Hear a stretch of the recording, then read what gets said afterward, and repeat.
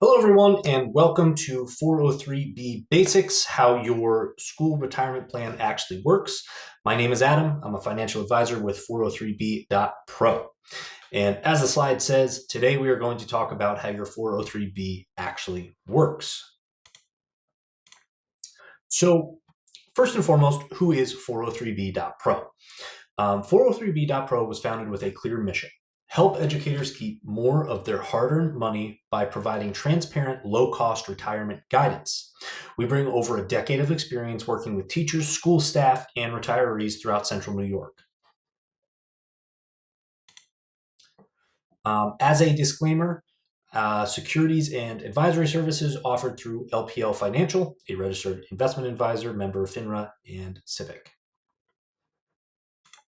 So, why should you care about your 403B? Well, because small differences over time equals massive long-term impact. So, in a 403B, fees can range pretty wildly, and fees can range from 0.15% to 1.25%, and that's just the base expense fee, which I'll get into a little bit later. But high fees can quite literally cost you tens of thousands over your career. So it's really something to pay attention to, because I'm sure everyone in their retirement wants tens of thousands more if they possibly can, right? Most educators don't know that they have choices.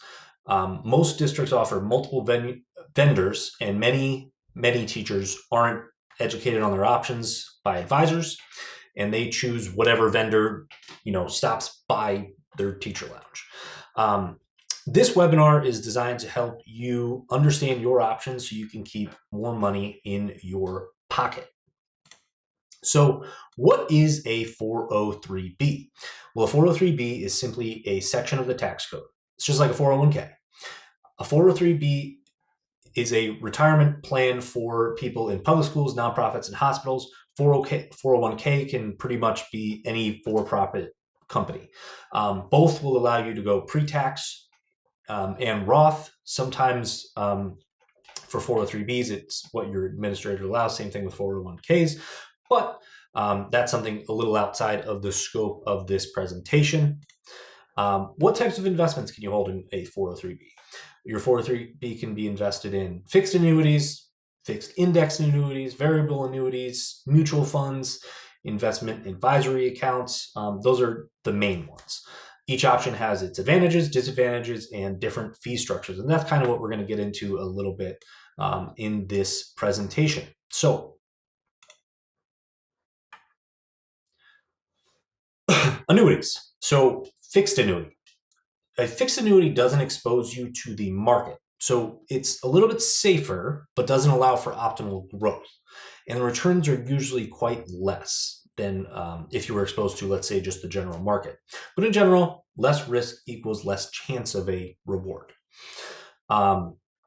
Index annuities. Index annuities provide returns based on an index or a certain grouping of stocks. Like the S&P 500 is probably the most famous one. It's an index of the 500 largest companies in the US based on market value. Usually an indexed annuity will have caps and floors. So caps and floors meaning, you can only gain so much, and any gain over their certain cap, the company will actually keep. And there's a buffer zone to help mitigate losses. So anything that falls within a certain buffer zone, let's say the market goes to -5, that might be within the buffer zone of a specific annuity. So that's kind of how that works. Variable annuities will fluctuate with market investments, which allows potential for higher growth, but more risk. Annuities, because they have these bells and whistles and they're a little more complex, will generally be more expensive. The more guarantees, the more fees is an easy way to look at that. Investment advisory accounts. So these accounts will generally have an additional percentage fee along with the investment fees because of the additional services provided, like helping you build a retirement plan, choosing investments, managing your portfolio, reviewing pension projections, coordinating outside accounts, all different sorts of things that can be involved with that. So they're kind of an all-encompassing financial advisor at that point. Um, Mutual funds. So mutual funds are generally the lowest cost options available within 403bs. So essentially, a mutual fund is a basket of stocks that pools money from many different investors. So each person has a certain percentage in each stock. Investments are usually diversified in stocks, bonds, or other assets, and they're managed by professionals. So like PhDs who do pick stocks all day and manage these things all day. That is their main job. Within this, fees are typically lower than many annuity contracts. So that's a real benefit of this. But depending on the mutual fund, these can be more risk orientated or less, you know, all through there. So often, like I said, the low cost options in most 403b platforms. So here is a breakdown of some general costs that we see around our area, and this is not an all-encompassing list, but it's kind of just an example to illustrate what we're talking about when we're talking about fees. We're very fee orientated at 403b.pro. We like to be upfront with what people are paying, just because we don't want any surprises. We want you to be knowledgeable. We want, education is a main pillar of ours. So, as you can see there, equitable Voya, approximately 1.20 annually to 1.25% base fee. Security benefit, it kind of varies depending on the contract. Some of theirs could be 1%, some of them could be a little higher. And then Aspire right there is at 0.15% annually. So what I mean by base expense is before you put any investments into it, that's just the expense to have the account. So on top of that, you will have the fees of the annuity. You will have the fees of mutual funds. So it really matters what investment vehicle you are using on top of that. So for instance, a mutual fund could cost, 0.5% to 1%, prorated to the amounts that they're in there. An annuity could cost, 1 to 1.5%. So, if you add that 1.2%, add another 1% on top of that, now we're looking at 2.2%. The Aspire one is a little bit cheaper. So, these contracts and these accounts do have different benefits and advantages and disadvantages. So kind of breaking down exactly what each account at your district can provide you matters.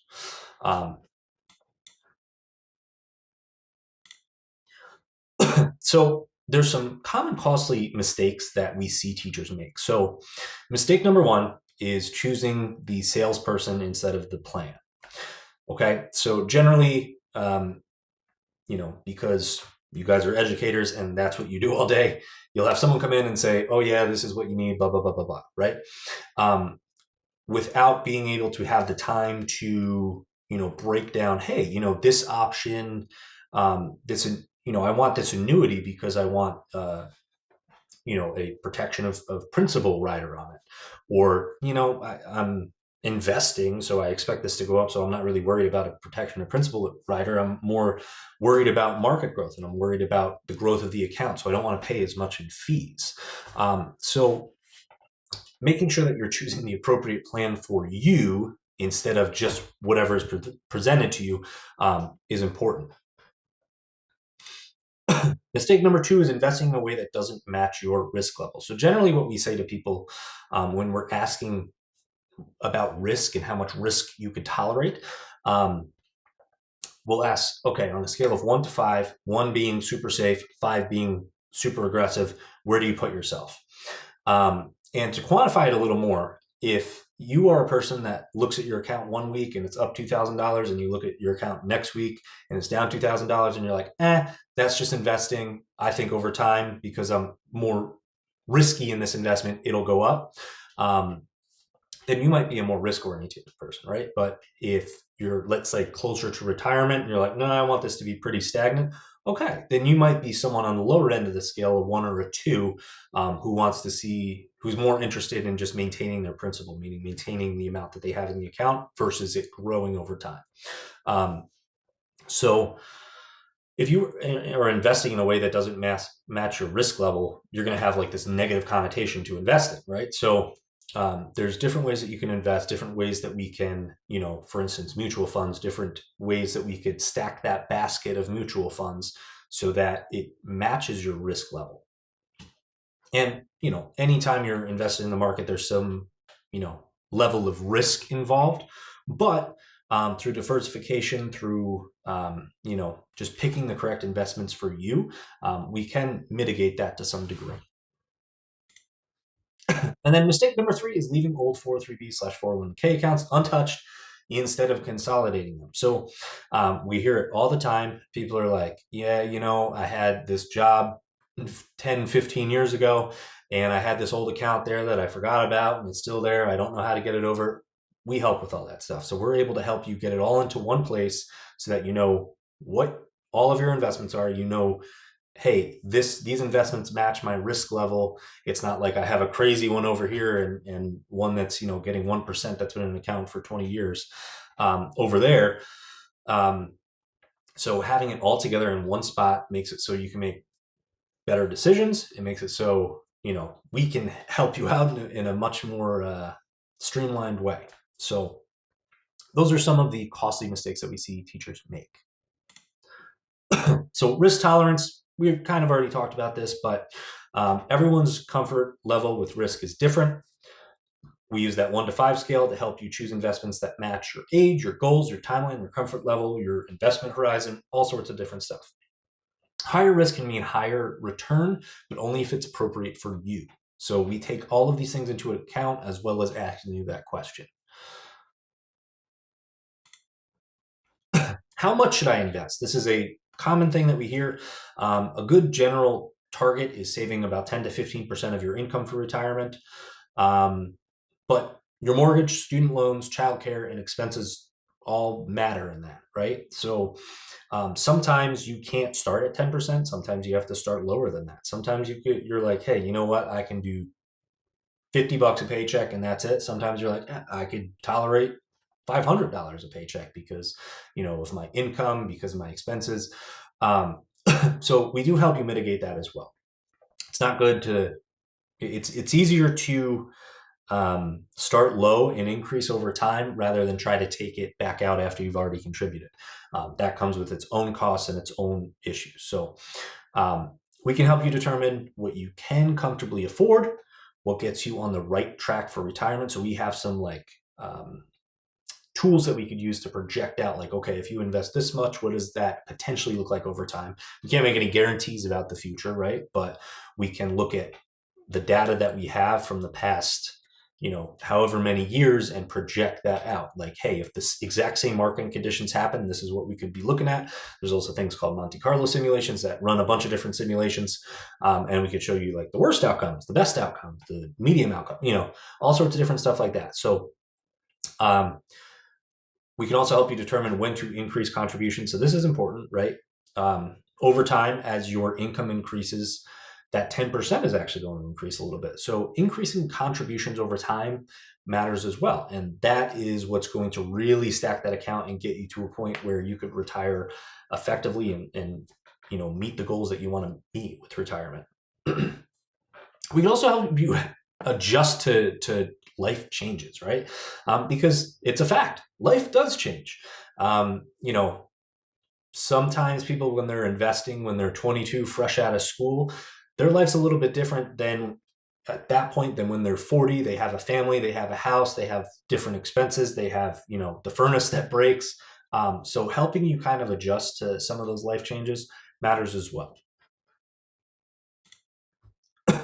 So here is a common list of participating investment providers at a school. I forget exactly where I pulled this particular one from, but as you can see, this list is pretty extensive for this specific school. So knowing what the pros and cons are of each individual investment company is important, right? So generally, if you just have one person come in from one company and say, hey, this is the best product, well, for some people, it absolutely is the best product, but it might not be for everyone. There might be a better option.